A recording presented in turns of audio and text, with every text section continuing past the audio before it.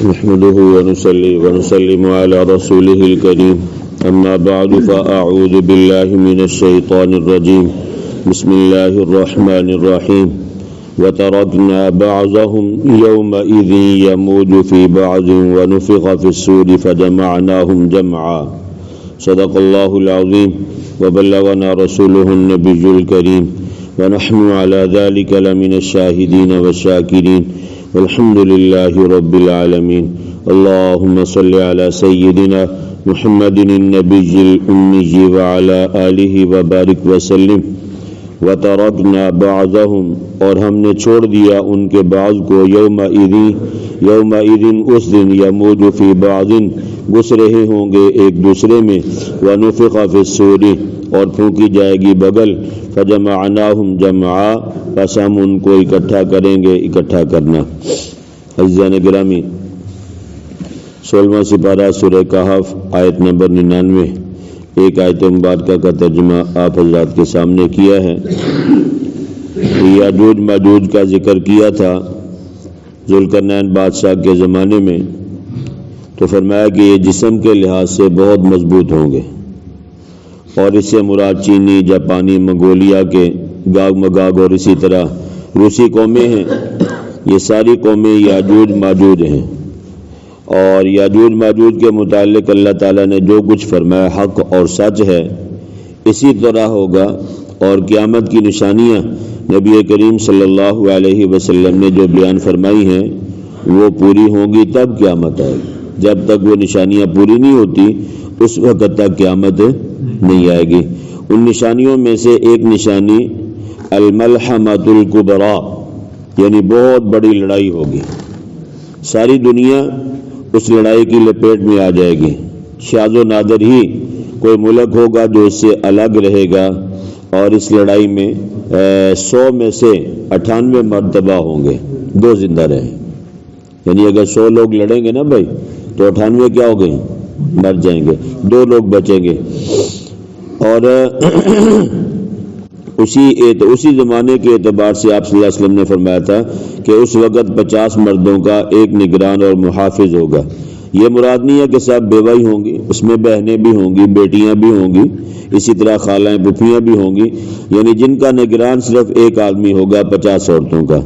اور یہ ملحمۃ الکبریٰ یوں سمجھے سر پہ کھڑی ہے، کسی وقت بھی یہ معاملہ بن سکتا ہے۔ ٹھیک ہے بھائی، چھیڑا چھاڑی تو ہوتی رہتی ہے، آپ حضرات کے سامنے میڈیا کے ساتھ اٹیچ آپ کو خبریں پہنچتی رہتی ہیں۔ اور 2 گروہوں کو اللہ تعالیٰ نے آگ سے نجات دی ہے۔ نبی کریم صلی اللہ علیہ وسلم نے فرمایا، حضرت ابو ہریرہ رضی اللہ عنہ اس حدیث مبارکہ کے راوی ہیں، فرمایا میری امت میں سے 2 گروہوں کو اللہ تعالیٰ نے دوزخ سے نجات دی ہے۔ اس میں سے پہلے نمبر پہ فرمایا اصابت تغزو الہند، ایک گروہ وہ ہے جو ہندوستان کے ساتھ لڑائی لڑے گا، اور دوسرا گروہ وہ ہوگا جو حضرت امام مہدی علیہ رضوان اور حضرت عیسیٰ علیہ السلام کا ساتھ دے گا۔ ٹھیک ہے بھائی، نزول عیسیٰ علیہ السلام یہ بھی قرب قیامت ہوگا، آسمان سے اللہ ان کو زندہ نیچے اتاریں گے۔ اور دوسرے نمبر پہ حضرت مہدی علیہ رضوان کا ظہور ہوگا۔ پھر جو لوگ ان کے ساتھ مل کے غیر مسلموں کے خلاف لڑیں گے، نبی کریم صلی اللہ علیہ وسلم نے فرمایا کہ یہ 2 گروہ اور 2 جماعتوں کو اللہ تعالیٰ دوزخ سے بچا لے گا۔ اور یہ روایت نسائی شریف میں ہے جو سیاہ ستہ کی 3 نمبر پہ بڑی کتاب ہے۔ دنیا کی لڑائیاں زوروں پر ہوں گی، مسلمانوں کا بادشاہ مرے گا اور اس کے بعد اختلاف ہوگا کہ اب خلیفہ کس کو بنائے۔ یعنی لڑائیاں ہو رہی ہیں، خلیفہ مر گیا، بادشاہ مر گیا مسلمانوں کا جو تھا، تو اس کے بعد مسلمانوں میں اختلاف ہوگا کہ خلیفہ کس کو بنایا جائے۔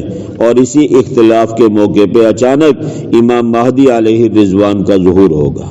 ٹھیک ہے بھائی، وہ مدینہ منورہ کے باشندے ہوں گے، نام ان کا محمد ہوگا، والد کا نام عبداللہ اور والدہ کا نام آمنہ ہوگا۔ حضرت سیدنا حسین ابن علی رضی اللہ عنہما ان کی اولاد اور ان کی نسل میں سے یہ ہوں گے۔ ٹھیک ہے بھائی، نام محمد ہوگا۔ اس سے یہ بات سمجھ میں آتی ہے اکیلا نام محمد رکھنا کوئی گناہ کی بات نہیں ہے۔ ٹھیک ہے بھائی، تو بہرحال یہ کہ یہ معاملہ یعنی قریب ہے، دیکھو کب ہوتا ہے، اللہ تبارک و تعالی ہی اس معاملے کو بہتر جانتے ہیں۔ تو امام مہدی علیہ رضوان کے ظہور کے وقت دنیا بڑی تنگ ہو چکی ہوگی اور ہر طبقے کے لوگ تنگ ہوں گے۔ ملیئت الارض ظلم و جورا، یہ ابو داؤد شریف کی حدیث ہے کہ زمین ظلم اور ستم کے ساتھ بھر جائے گی۔ ظلم کا معنی حقوق اللہ بھی ہوتا ہے اور جور کا معنی حقوق العباد، یعنی حقوق اللہ اور حقوق العباد دونوں ضائع کیے جائیں گے، نہ اللہ کا حق محفوظ رہے گا اور نہ ہی بندوں کا حق کیا ہوگا بھائی، اسی لیے تو لڑائیاں ہوتی ہیں، میرا کسی نے مار لیا، میں نے کسی کا مار لیا، آپ میرے پیچھے میں آپ کے پیچھے، ایسی ہے نا بھائی۔ اللہ کا جب حق مارتا ہے بندہ تو پھر اللہ بھی بندے کو کیا کر دیتے ہیں، ایک وقت کے بعد پریشانیوں میں مبتلا کر دیتے ہیں۔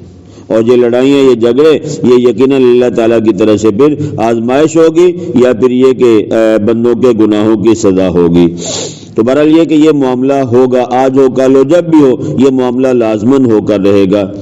اور یہ بات بھی احادیث سے ثابت ہے کہ جب امام مہدی علیہ رضوان کا ظہور ہوگا تو اس وقت افغانستان کے جو لوگ ہوں گے، اس میں جو مسلمان ہوں گے، ان کو اللہ تعالیٰ نے پہلے سے کافی قوت دی ہوگی کہ یہ آج کل جو طالبان ہیں یہ بھی اللہ تعالیٰ کی اسی معاملے کی پیش خیمہ لگتا ہے، کو یہ لوگ پھر ان کی امداد بھی کریں گے اور اسی طرح اعانت کریں گے۔ اس وقت یہودی بھی بڑی قوت میں ہوں گے جب یہ معاملہ بنے گا نا، جیسے آج کل بنی اسرائیل میں کیا ہے، سارے یہ یہودی ہیں، کروڑوں کی اعتبار سے ان کی تعداد ہو چکی ہے۔ نبی کریم صلی اللہ علیہ وسلم نے فرمایا کہ تقاتلکم الیہود، اس کے لفظ آتے ہیں کہ یہودی تمہارے ساتھ لڑیں گے، وتقاتلون الیہود، اور تم یہودیوں کے ساتھ لڑو گے۔ غرضے کے کافروں کے ساتھ لڑائی ہوگی اور یہ لڑائی ایسی پھیل جائے گی کہ کوئی ملک بھی اس لڑائی سے محفوظ نہیں رہے گا۔ ٹھیک ہے بھائی، جھگڑے ہی جھگڑے ہوں گے، لڑائیاں ہی لڑائیاں ہوں گی۔ اس وقت مسلمانوں کی مدد کے لیے اللہ تبارک و تعالی امام مہدی علیہ رضوان کا ظہور فرمائیں گے۔ وہ لڑائی کے لیے لشکر کو ترتیب دے رہے ہوں گے کہ یہاں پہ فلاں لشکر کھڑا ہوگا، یہاں پہ فلاں لوگ کھڑے ہوں گے لڑنے کے لیے۔ تو اسی اثناء میں حضرت عیسیٰ علیہ السلام کا نزول ہوگا اور اسی اثناء میں دجال کا خروج بھی ہوگا اور وہ یہودیوں میں سے ہوگا۔ دجال کس میں سے ہوگا بھائی؟ یہودیوں میں سے ہوگا۔ ایک آنکھ سے کانا ہوگا اور دعویٰ کرے گا خدا بھی میں ہوں، معاذ اللہ رسول بھی میں ہوں، اس طرح کے اس کے دعوے ہوں گے اور عجیب قسم کے جادو اور مسمریزم اس کے پاس ہوں گے۔ بارش نہیں ہو رہی ہوگی، وہ بادلوں کو اشارہ کرے گا، بادل اکٹھے ہو کے برسنا شروع ہو جائیں گے۔ ٹھیک ہے بھائی، اور لوگ کہیں گے ہم بہت غریب ہیں، زمین پر پاؤں مارے گا، زمین سونا چاندی اگل دے گی۔ ٹھیک ہے بھائی، جو شخص دجال لعین کو اپنا رب اور رسول مانے گا، دجال اس کے گھر کی طرف اشارہ کرے گا۔ یعنی جو لوگ نہیں مانیں گے نا، میں ہم تمہیں رب نہیں مانتے نہ تمہیں رسول مانتے ہیں، ٹھیک ہے بھائی، انکار کر دیں گے، وہ ان کے گھروں کو ہی طرف اشارہ کرے گا، اس کے گھر کا سارا سامان دجال کے پیچھے چل پڑے گا۔ کیا ٹرنک، کیا پیٹیاں، کیا بکسے، سارے کے سارے اس کے پیچھے کیا ہوں گے بھائی، اس کے اشارے سے چل پڑیں گے۔ یہ اللہ تعالیٰ کی طرف سے آزمائش کی بہت بڑی کڑی ہوگی۔ تو بہرحال یہ کہ فرمایا اس وقت ایمان بچانا بہت مشکل ہوگا۔ اس وقت ایمان بچانا کیا ہوگا بھائی؟ آج اگر کوئی یہ جتنے بھی بناوٹی لوگ بیٹھے ہوئے درباروں پہ اپنے پیٹ پوجا کے لیے، لوگوں کا ایمان ختم کرنے کے لیے، ان کے ہاتھ سے خلاف سرزت کوئی کام ہو جائے، خلاف عادت کوئی کام ہو جائے، لوگ کہتے ہیں اس سے بڑا پہنچا ہوا کوئی نہیں۔ ایسے ہے نا بھائی، جب آپ کی آنکھوں کے سامنے ایک آدمی آپ کے گھر کو اشارہ کر رہا ہے اور آپ کا گھر سامان سمیت اس کے پیچھے چلنا شروع کر دے، آپ اس کو کیسے نہیں مانیں گے؟ کیوں بھائی، ہوگا کہ نہیں ہوگا؟ تو فرمایا آسمان کو حکم دے رہا ہے بارش برسے گی، برسنا شروع ہو جائے گی، لوگ کہیں گے اس سے پہنچا ہوا کوئی بھی نہیں۔ اہل اللہ، علماء صلحاء، علماء حق، اس وقت بھی یہی لوگ بچیں گے اور جو ان کے دامن کے ساتھ وابستہ ہوں گے یہی لوگ اپنے ایمان کو بچا سکیں، ورنہ ایمان کا بچانا کیا ہو جائے گا بھائی؟ مشکل ہو جائے گا۔ تو نبی کریم صلی اللہ علیہ وسلم نے یہ ساری باتیں اپنی امت کو بتلائی ہیں۔ فرمایا وَأَمَّا الطَّعَامُ فَلَا، اس وقت روٹی کا تو نام بھی نہیں ہوگا، روٹی کا تو نام بھی نہیں، لڑائیاں جھگڑے، کھانا کہاں سے ملے گا؟ فرمایا خاندان میں بڑا بہادر نوجوان وہ ہوگا جو گھر کے افراد کو پانی تلاش کر کے لا کے دے۔ تو روٹی تو ہوگی نہیں نا۔ اگر کوئی بندہ گھر کا فرد کہیں سے پانی ڈھونڈ کے لے آئے تو یہ سمجھا جائے گا کہ گھر کا سب سے بڑا بہادر شخص یہ ہے۔ اور عرض کیا کہ پھر وہ کیا کھائیں گے؟ فرمایا سبحان اللہ الحمدللہ. یہ خاص طور پہ جو ایمان والے ہوں گے نا، جو اپنا ایمان بچانے میں کامیاب ہو جائیں گے، ان کی خوراک اس وقت اللہ کا ذکر ہوگا. یہ ذکر کریں گے زندہ رہیں گے. اس کا کھانا بھی سبحان اللہ، ان کا کھانا بھی پینا بھی کیا بھائی؟ سبحان اللہ. یہ اللہ کا ذکر کریں گے پھر بچیں گے. تو فرمایا بعض ایسے بھی ہوں گے ان کی توجہ سبحان اللہ اللہ تعالیٰ الحمدللہ کی طرف نہیں ہوگی.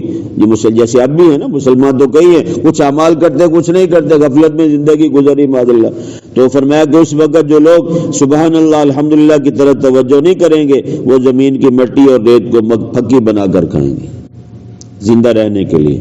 ٹھیک ہے بھائی.